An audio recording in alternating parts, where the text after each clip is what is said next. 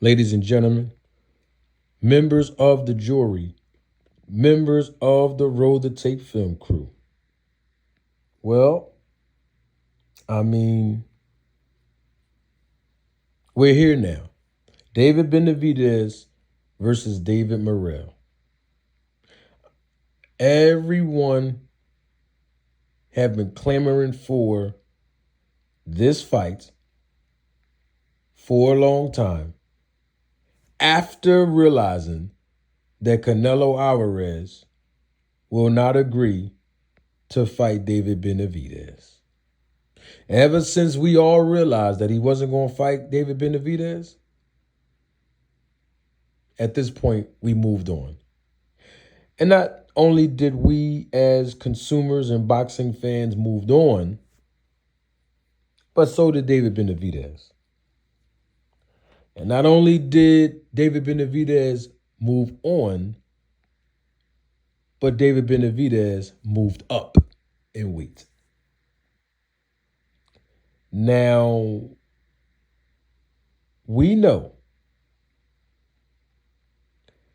that David Benavidez, even though he won his last fight, we know that David Benavidez did not score a knockout in that last fight, which was his first fight at 175 pounds in the light heavyweight division. We know that. Now, I have my suspicions of the guy who David Benavidez fought. And I'm not saying that he's not a tough guy. I'm not even saying he's not a talented guy. I'm not even saying he can't fight. But that's the guy that not only knocked out Adonis Stevenson. Y'all remember that? He's the one that put Stevenson in a coma. A long coma.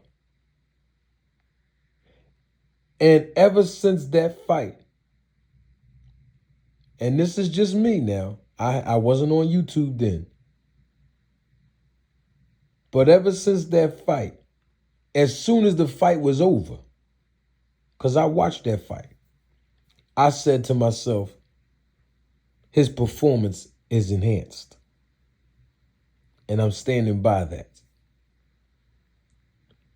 Now, with that being said, I believe that not only his performance has been enhanced, but y'all know I believe David Benavidez's performances, with an S on the end, has been enhanced. I told y'all that by the phone booth. Remember when David Benavidez fought Ronald Gavril? Remember I told y'all this? Okay. He fought him twice. First fight, David Benavidez looked regular and got knocked down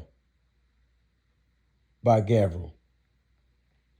But in that rematch, that second fight, David Benavidez went to go get Alex Ariza as his strength and conditioning coach. And y'all saw the difference in that rematch, didn't you? And to me, David Benavidez have been a monster ever since that fight. Now, according to Victor Conti, back in February of 2023, when David Benavidez was fighting Caleb Plant, you know, during the promotion and the buildup of that fight, about a month before the fight actually took place, Victor Conti tweeted and said boxing needs to get woke because Memo Heredia is in the camp of David Benavidez. Y'all remember that? See, I've been speaking on this for a long time now. So the reason why I'm bringing up all of this as a foundation is because I found it interesting that David Benavidez is saying that David Morrell is possibly using PEDs. I'm saying that people are suspicious to me, and their performances are enhanced. I'm not saying who is using PEDs or not, because I don't have proof of who's using PEDs. And that would be what they call that slander or defamation of character. And I know that's what some people are waiting for so that I can get sued. But Rachel Donier done told y'all I'm broke. So you ain't going to get nothing. Now, back to David Benavidez. I got a question, David Benavidez. Since, because he's bringing up, David Morrell and everything. And I've been hearing through circles in boxing, boxing is a very small community. I've been hearing through the grapevine and circles that people have been suspicious of David Morrell for a little while. So we're going to get to him in just a second. But before I get to David Morrell, I want to ask David Benavidez a question. I've been dying to get the answer for this question for about 2 years now. Quick question. What's this on your back, bro? Now, I did several lives on this, even in the matter of the last few weeks, but I'm just trying to figure out, what is this on your back, David Benavidez? After you fought Demetrius Andrade, I saw this on your back when I took a screenshot of the fight. I wanted to know what is this? After you fought Caleb Plant, what is this? I'm just asking a question. Don't get mad at me, y'all. These are questions that need to be answered. Since we're talking about performance enhancing drugs or suspicion or accusing, then we talk about VADA testing. I figured, why not mix all of that in the same pot and just ask certain questions? I'm not saying that David Benavidez is using PEDs. I'm not saying that. I am saying that I am suspicious. And I'm also saying that his performances have been enhanced. All of them, since he fought Garrow in that rematch, in my opinion, through my observation. And if anyone's qualified to talk about when professional boxers' performances are enhanced, I think I've already solidified myself time and time again for you to just conduct your own research and fact check me, even if you don't believe me initially. But I'm trying to figure out what's these bumps on his back, though. What I'm trying to figure out is, even when he was fighting Anthony Durrell, I seen him in that interview with these bumps on his forehead. I'm just trying to figure out, what is this? What are these bumps on his back? I'm not a medical professional, so I'm not going to tell you it's acne because I'm not qualified. Like Victor Conti's not qualified. But people still allow him to perform medical duties. But I'm not qualified as a medical professional, so I can't diagnose. That's why I'm asking, because I'm not qualified. That's why I'm asking, what is that? And so I believe that David Benavidez's performance will be enhanced in this fight. And I also believe that David Morrell doesn't have enough tools in his box to beat David Benavidez. I like David Morrell. I'm not fully sold on him just yet as far as him being able to compete at a very high level against the top opposition in this division because of his lack of experience. And he abandoned a lot of basic boxing fundamentals. For example, he keeps his head on the line a lot. I've been watching David Morrell for a few years, and I just don't like that because coming from the school of Cuba, they really teach basic boxing fundamentals, and they capitalize off of them in fights. And so I just want to make sure that David Morrell don't get caught with those combinations and the counter-punching abilities of David Benavidez while he's standing in close quarters with his head stuck on the line because he's so offensive-minded. I think that's going to play a major role in this fight. I'm not saying he don't have a chance to win, because anything can happen in boxing, and every professional boxer that get in there in that ring has a chance to win. However, I think that David Benavidez is going to overwhelm him, particularly in the later rounds, if it even go that far. Because we don't know what kind of chin David Morrell has just yet, because his chin has not been tested. Just like Demetrius Andrade's chin has not been tested.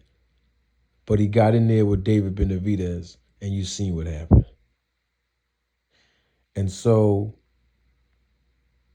David Benavidez abandoned a lot of basic boxing fundamentals too. So I'm not really fully sold on him getting in there and winning against a boxer who can punch and box and maintain that consistency for 12 entire rounds. But based on the opponents that was put in front of him, he showed improved. Now,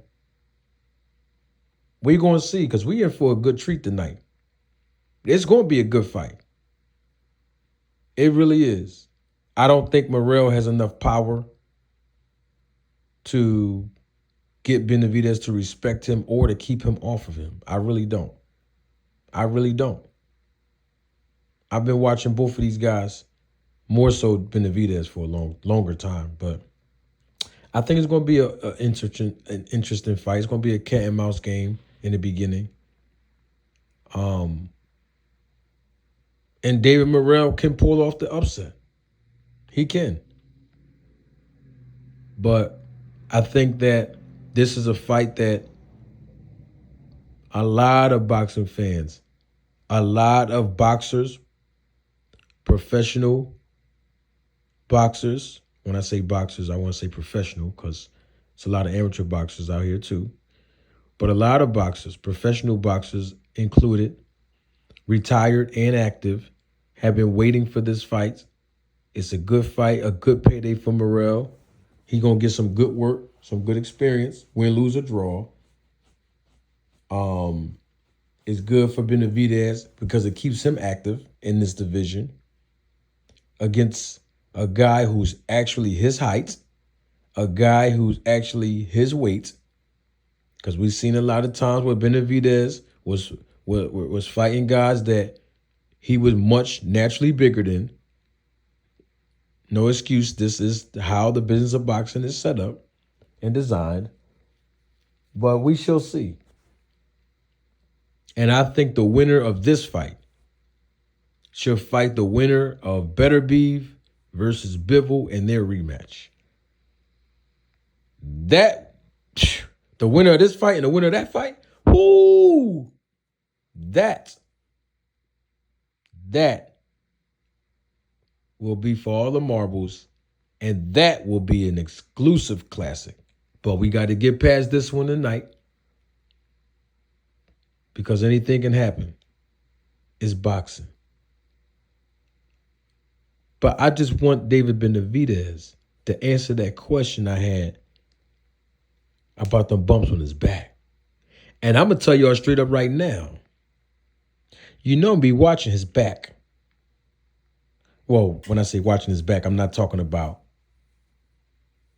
oh, man, make sure nobody don't do nothing to him, man, because I got his back. No, I'm going to be watching his back.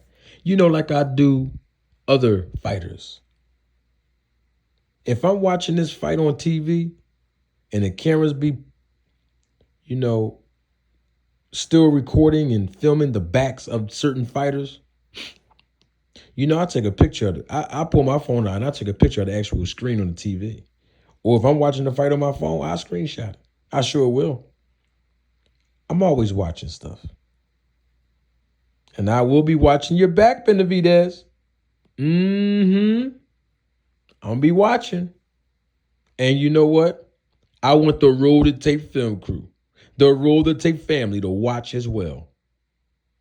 Every time the camera is on the back of Benavidez, during and after the fight, go on and screenshot it if you can. Go on and take a picture of it. Email it to me so we can post it and make sure that we don't see any bumps on his back for this fight. You know what? I'm doing way too much talking. Don't take my word for it.